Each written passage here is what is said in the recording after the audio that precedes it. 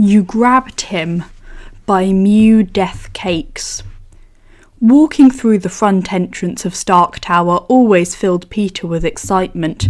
Most of the teen's best memories were in one of the 96 floors of the tower. Even now, he fought to keep the smile off his face when he thought of just last week, when his mentor-turned-dad had fallen asleep at their workbench, head falling forwards and sending his coffee cup spilling across the surface of the bench. Peter had laughed for a solid 5 minutes then, but now the smile was quickly wiped from his face as he remembered why he was here. Quickly, his teacher brought his class's attention back to him. "Okay guys, I'm going to head up to the front desk and check in. I expect you all to wait here and be quiet and responsible." He shot a sceptical glance at Peter before continuing. "Remember, you're all representatives of our school today, so I expect you'll all be on your best behaviours," Mr. Harrington repeated. He had given the same spiel on the bus. Peter didn't expect that his academic class, a group of about 15, was going to be rowdy, but he was nervous any attention being drawn to him. The teen carefully manoeuvred himself behind Ned as their teacher made his way to the front desk. "Dude, you need to chill. This is like the last place you should be nervous in," Ned chuckled, looking behind him at his best friend. "Ned, dude, of course I'm nervous. You don't understand what it'll be like when people notice I'm here. This is a field trip, a minor like notoriously bad. You know this," Peter replied, turning Ned back around to act as his human shield. "Oh no, the prodigal son has returned. Whatever shall we do?" MJ countered flatly, raising an amused eyebrow at Peter, who felt a blush rising on his cheeks. "It's not like that, MJ. People just act, I don't know, weird around me. And I don't want that today. I don't want today to be a disaster, not like Washington." The three shuddered in unison at the reminder. Michelle had known he was Spider-Man for about a year now. She had claimed that she knew all along, but Peter guessed it was more likely she heard one of his and Ned's less than quiet conversations. Peter opened his mouth to retort the brunette, but snapped his mouth shut upon their teacher's return. "All right, everyone, this is Nick. He is an intern here at Stark Industries, and he's going to be giving our tour. So everyone treat him with the same respect you would give me," Mr. Harrington announced, gesturing with his hands to Nick, who smiled wide at the class. "Hello, Midtown, as your teacher here said, I'm Nick, and I'm sure you're all very excited. But here I have some guest passes to hand out before we can head to security. Please come forward when I call your name and we can get started," Nick said cheerily, and began calling out names alphabetically. Peter could feel his heart rate pick up as the guide got closer to his name. What if someone heard and made a big deal out of it? What if Flash saw him receive a guest pass and brought up the whole internship thing again? What if? What if? What if? Peter stopped spiralling when his human shield moved away to collect his own pass, leaving him unprotected. Peter resisted the urge to follow his friend and just held back next to MJ, who was fastening her own badge to her shirt. "Chill, Parker, you're next," she said. He nodded minutely in reply and waited for his name to be called. By the time Ned made it back to them, they had skipped over the last name, Parker.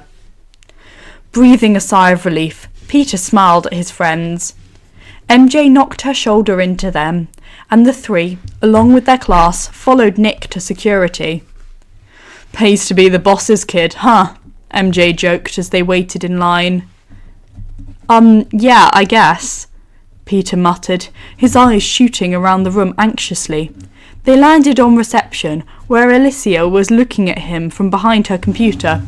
She waved at him, a questioning frown pulling at her face. Peter waved back, smiling in return.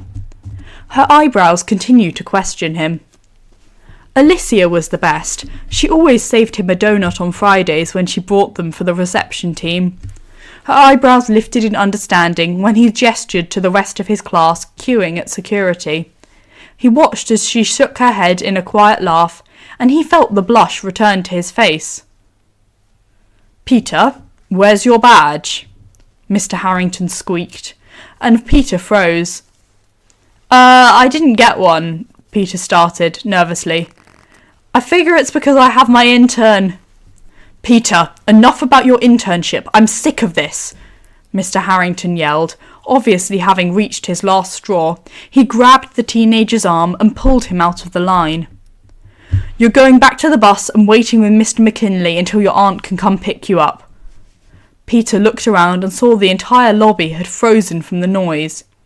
It was nearly silent in the spacious room, aside from the pounding footfalls.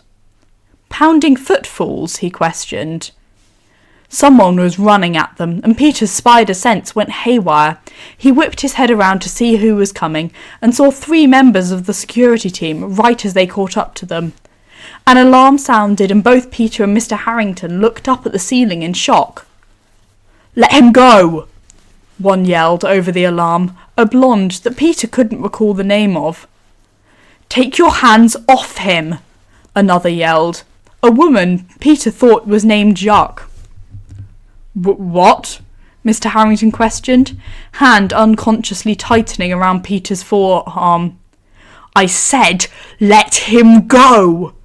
the blonde yelled again, as 2 more of the security team ran up to them. His teacher dropped his arm like he had been burned, and quickly Jacques forced herself between the 2, gently pushing Peter back behind her. Peter's eyes darted between Jacques' back, which was hindering his view, and to his teacher, who was being restrained by the blonde security officer with assistance from another member of security. "Peter, oh my God!" he heard someone yell, and he snapped his attention over to reception, where Alicia was now standing, one hand over her mouth in shock. "Mr. Stark, are you all right?"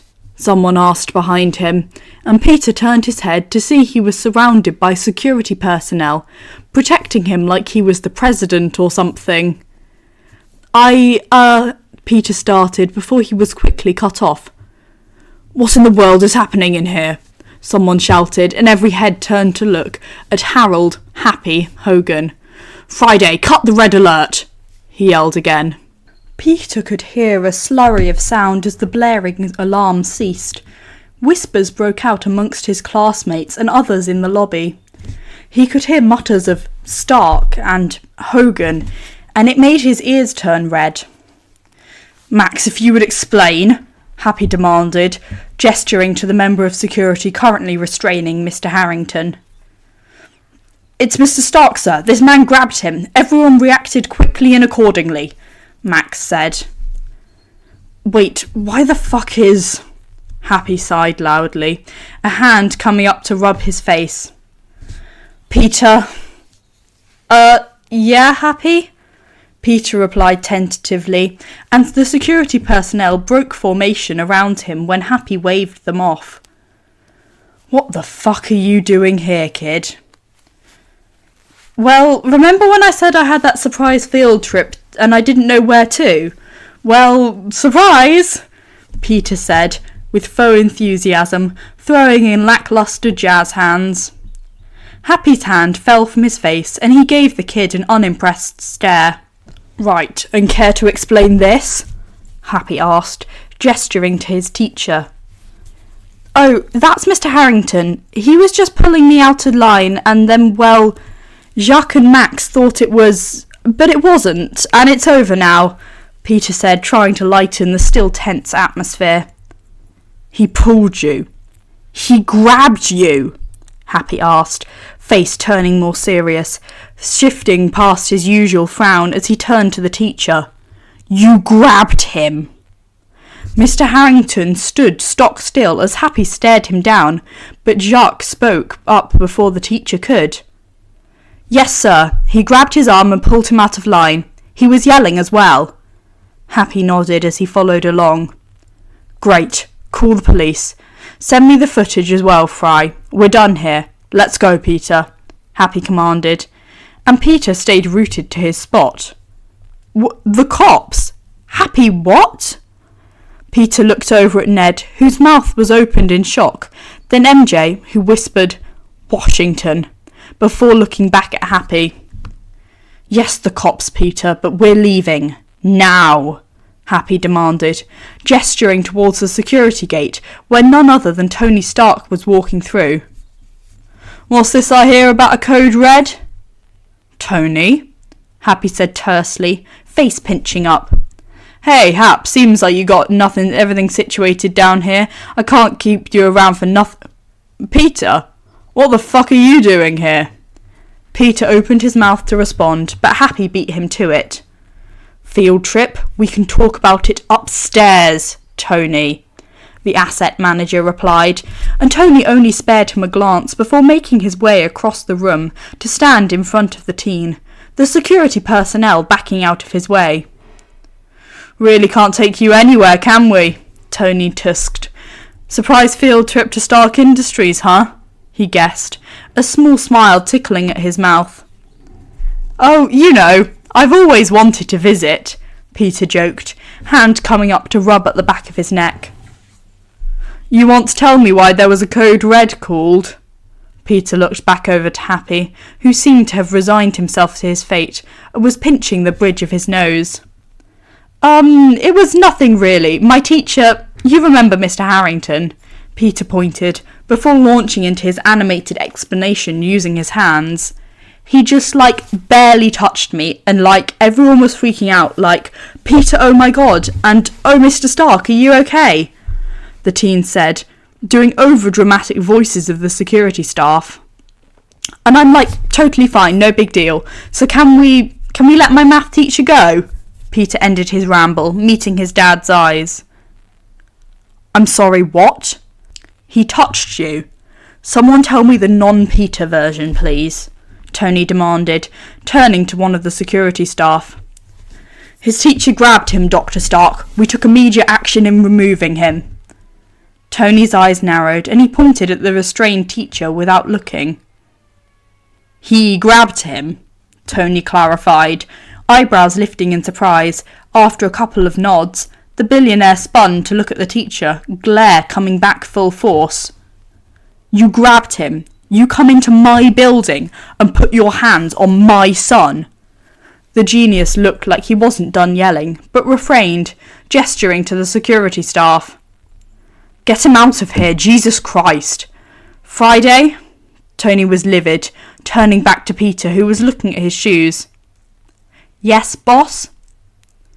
"Be a dear and send someone down here with NDAs," Tony said, reaching forward and placing a gentle hand on Peter's arm. "What about my class?" Peter asked, looking back over to his academic team, who were all standing there in shock, even Flash, who usually couldn't keep himself from talking. "Their parents will pick them up. That's not really my department," Tony said softly, and they both shared a weak smile at the attempted joke. Peter turned away from his dad to talk with Ned, Mr. Harrington only having dragged him a few yards away. "Hey man, text me when you get home, right?" Peter said, bouncing a little on the balls of his feet. "Yeah, dude, of course," Ned replied, having shaken off a bit of the shock. Tony pushed Peter a little towards his friends. Yeah, go do your nerd thing with Ted, but hurry it up or I'm not ordering Thai." Peter smiled and jogged the few feet to his best friend before initiating their handshake. "Okay, bye Ned, bye MJ, see you tomorrow," Peter said, before turning around and speed walking to meet his dad, who had moved next to Happy.